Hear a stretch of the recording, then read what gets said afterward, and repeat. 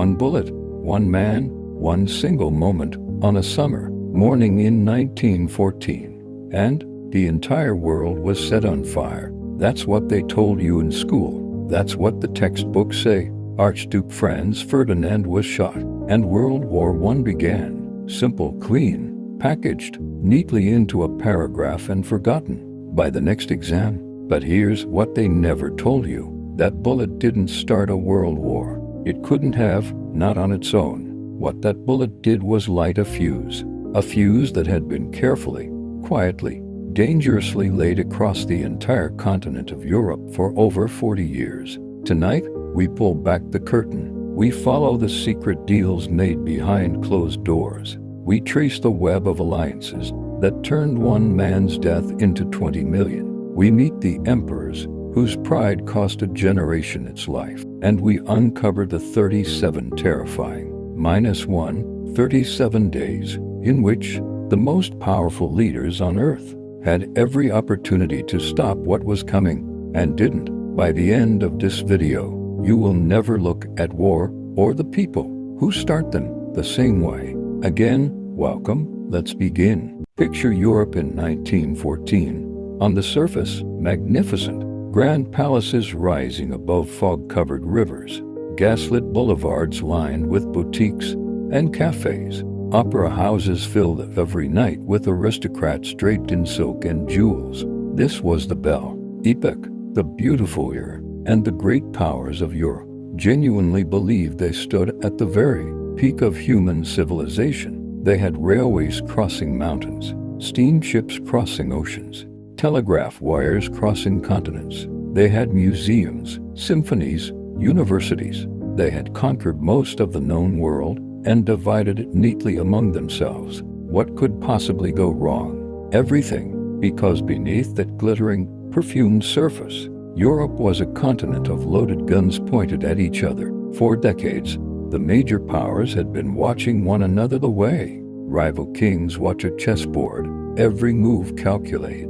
Every alliance a countermove, every treaty a quiet threat dressed in diplomatic language. And by 1914, they had organized themselves into two massive armed camps. On one side, Germany, Austria, Hungary, and Italy, the Triple Alliance. On the other, France, Russia, and Britain, the Triple Entente. Now here is the critical thing to understand. These were not simply friendship agreements. These were automatic escalation machines. If one nation went to war, every nation in its alliance went to war automatically, immediately. No debate, no vote. It wasn't a peace system. It was a trap. And every major power in Europe had willingly walked into it because each one believed the trap would protect them. None of them understood that it would devour them all. Now here is where the story gets truly chilling. Between 1870 and 1914, just 44 years, European military spending increased by over 300%. 300%. Germany, once a fragmented patchwork of small kingdoms and duchies, had unified into an industrial giant almost overnight. By the turn of the century, German steel production had surpassed Britain's. German ships were competing on every ocean. German banks were spreading into markets that Britain had dominated for a century. And Britain, the supreme power of the world for over 100 years, was watching all of this with a cold, creeping dread. What followed was the Anglo-German naval race, one of the most expensive, most dangerous games of one-upmanship in history. Germany built warships. Britain built bigger ones. Germany built more. Britain built faster. Year after year after year, billions spent. Thousands of sailors trained. Fleets growing on both sides of the North Sea. Each nation convincing itself it was only building defensively, only matching what the other had done first. Neither side ever stopped to ask whether this made war more or less likely. And while the navies grew, the generals were busy too. Germany had the Schlieffen Plan, a precise, clockwork blueprint to defeat France in exactly 6 weeks, then pivot east and crush Russia before it could fully mobilize. France had Plan 17, an aggressive, almost romantic charge straight into German territory, relying on sheer national spirit to overcome German steel. These plans were not flexible. They were not suggestions. They were mechanisms. And the most dangerous thing about them was this. Once a nation began to mobilize its military machine, the plan demanded that it keep going. There was no halfway. There was no pause. Mobilization itself had become an act of war. June 28, 1914, Sarajevo, Bosnia, Archduke Franz Ferdinand, heir to the throne of the Austro-Hungarian Empire, is riding through the city in an open-top motorcar. The streets are lined with people. The sun is out. His wife Sophie sits beside him, dressed in white. A 19-year-old Serbian nationalist named Gavrilo Princip steps forward from the crowd. 2 shots, and the heir to one of the most powerful empires on earth lies dying in the back of a car on a cobblestone street. The world held its breath. Crises like this had happened before. In 1905, resolved. In 1908, resolved. In 1911, resolved. Europe had always, at the last possible moment, stepped back from the edge. Diplomats talked. Compromises were made. The machine slowed down. Surely this time would be the same. But then came the moment that changed everything. July 5th and 6th, 1914. 1 week after the assassination, Kaiser Wilhelm II of Germany, impulsive, proud, deeply insecure beneath his magnificent uniforms and theatrical mustache, secretly met with Austria-Hungary's ambassador in the gardens of his palace, and he gave Austria-Hungary something extraordinary: unconditional support. Whatever Austria decided to do to punish Serbia, Germany would back them, fully, completely, no conditions, no limits, no questions asked. History calls this the blank check, and it was perhaps the single most reckless act of diplomacy in the history of the modern world. Austria-Hungary, now drunk on German backing, drafted an ultimatum to Serbia so deliberately humiliating, so carefully constructed to be impossible to accept, that it was never meant to be accepted. It was a permission slip for war, written to look like a demand for justice.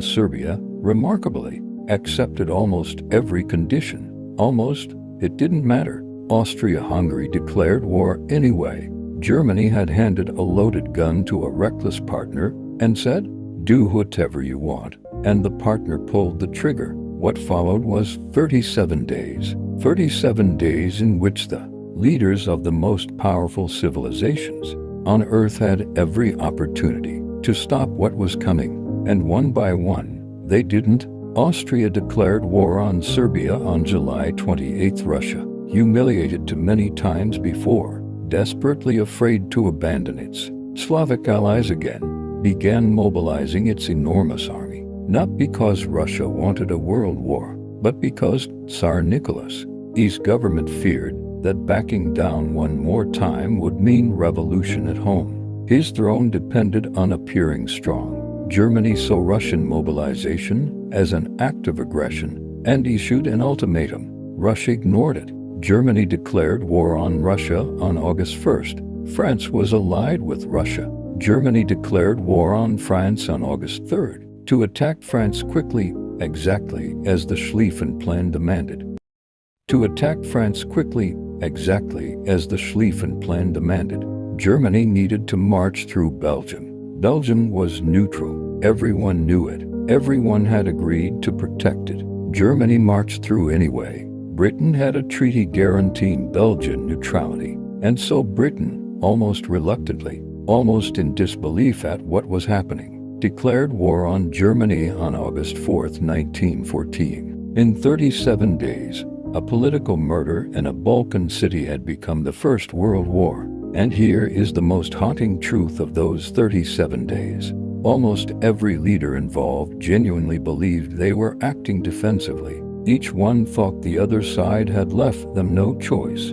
Each one felt like the victim. Each one was certain that history would judge them as the reasonable party, the one who had been pushed too far. No one planned a world war. No single person sat in a room and decided to kill 20 million people.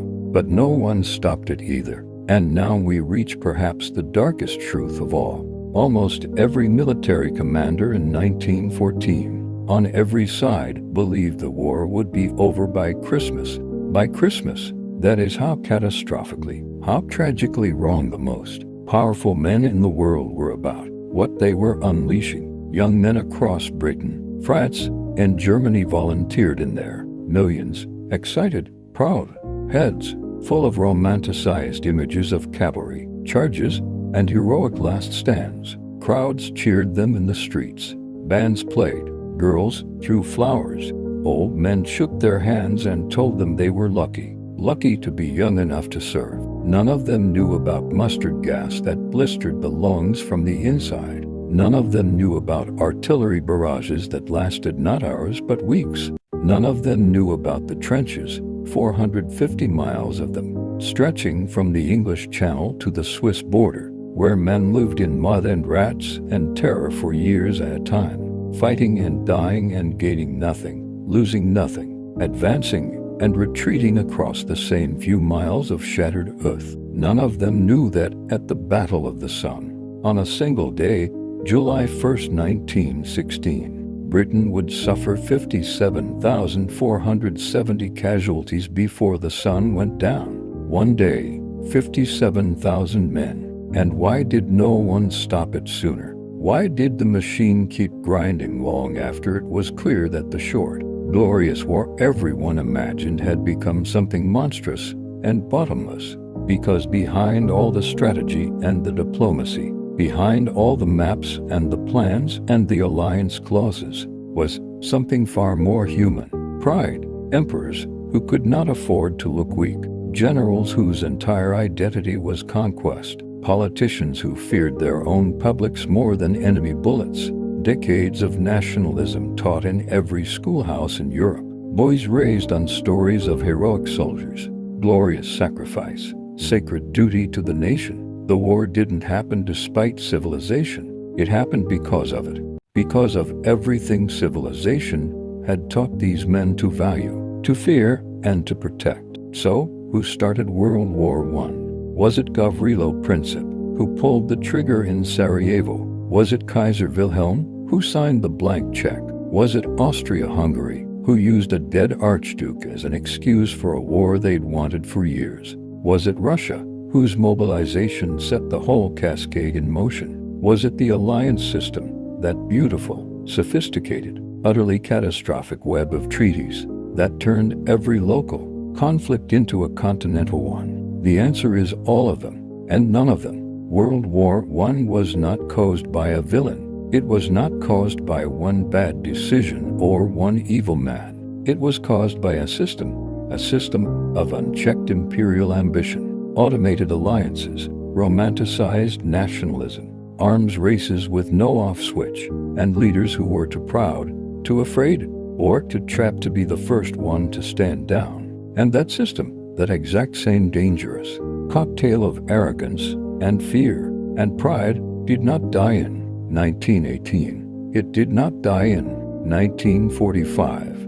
Its echoes are not hard to find if you know what to look for. History doesn't repeat itself, but it rhymes. And the only way to stop the rhyme is to understand the verse. That is the untold story of the war that broke the world. If this made you see history differently, if it made you curious about what else lies beneath the surface of the stories we were told, then this channel is exactly where you need to be. Every week, we go deeper, past the dates and the names, past the simplified versions, into the real human stories, the secret deals, the fatal miscalculations, the moments where one different decision could have changed everything. If you're new here, welcome. Hit subscribe so you never miss what's coming next, and drop a comment below which part of this story hit you the hardest. I read every single one. Until next time, stay curious, stay questioning, and never stop asking why.